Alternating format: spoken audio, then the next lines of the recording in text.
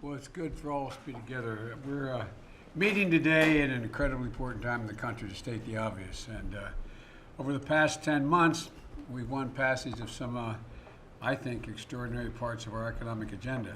The bipartisan infrastructure law, the biggest infrastructure package since the Eisenhower administration, with the help of some of our friends on the other side of the aisle.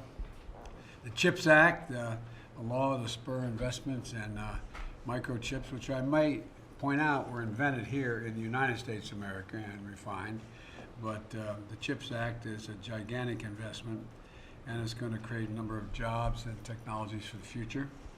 The Inflation Reduction Act, the law brings down the cost of prescription drugs, healthcare premiums, and invests in made in America and a clean energy future. And the three things, along with other steps we've taken, like the American Rescue Plan, student debt relief, and is proof that democracy can deliver for the people. And there's a foundation of the kind of strong, forward-looking economy that we want to continue to build.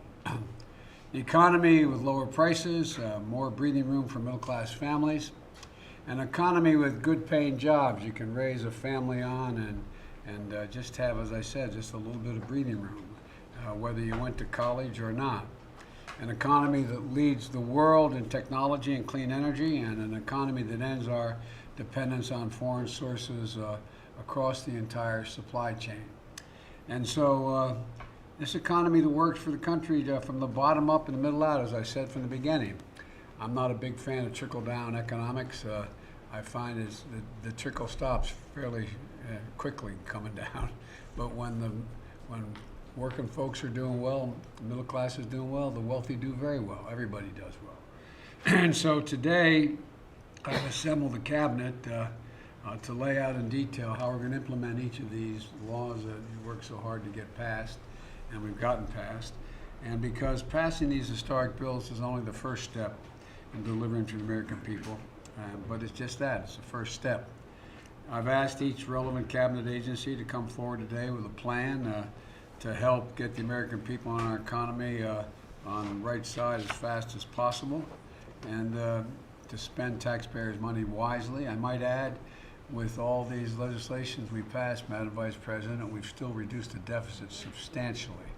In our first year, over $300 billion, and this year, it's estimated to be somewhere in excess of $1.5 trillion, maybe as much as $1.7 trillion.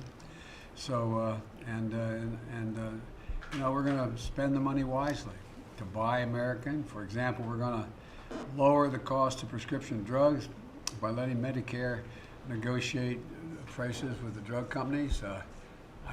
We've been proposing that for a long time, and but pharma is a tough opponent on these issues, and we finally got that legislation through. We're going to reduce the cost of health insurance under the Affordable Care Act because of action we've taken in the past, about $800 a premium this year, or a person this year. And we're going to hire more teachers. We're going to create millions of good-paying jobs, union jobs in manufacturing. I know it's not always the case. Not everyone, even my own team, necessarily agrees with me, but I don't know where it's written that we can't be a manufacturing center for the world. We've created over 600,000 manufacturing jobs, and I think we're going to continue. Just last week, major companies announced billions in new investments to make new solar panels here in the United States, fiber optic cables in the United States, electric cars, computer chips. Here in the United States, we're going to be employing American workers and using American products.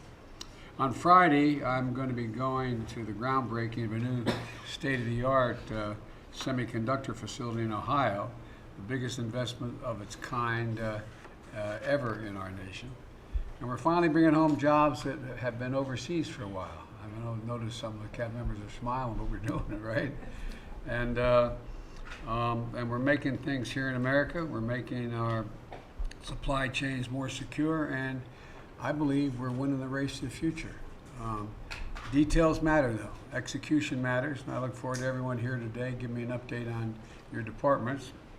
And I'm incredibly optimistic about the future that we're building here in this country.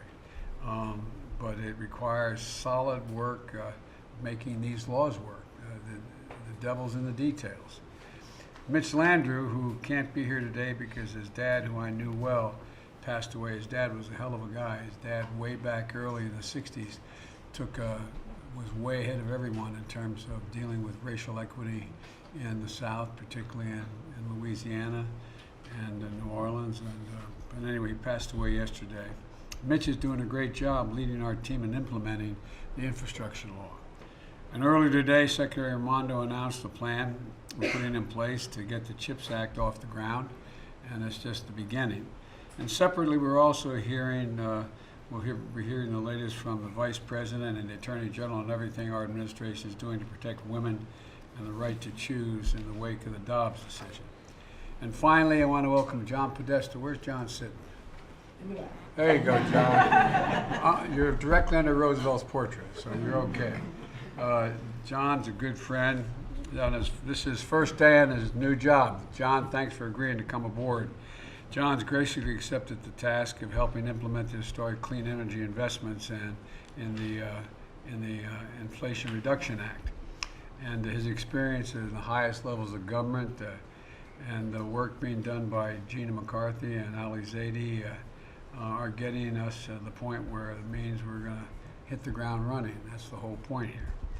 With this cabinet, experienced, dedicated, and devoted to working families, we're going to keep building a strong economy and good paying jobs and products made in America and lead the world in innovation and success. And I'm going to stop there and thank the press for being here, and be careful leaving. Thank you. Let's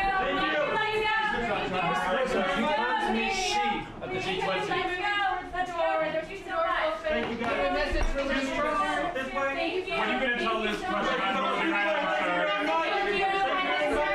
I'm going to be speaking with the new Prime Minister at 3:30. Are you going to talk about I'm going to talk to her about a lot of things. Thank you.